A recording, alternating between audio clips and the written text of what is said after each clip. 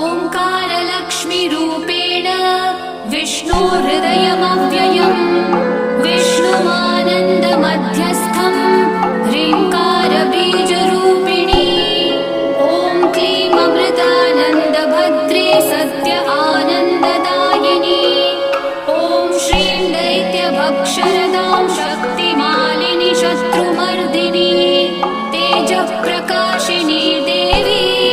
वरदा शुभकारिणी ब्राह्मी च वैष्णवी भद्रा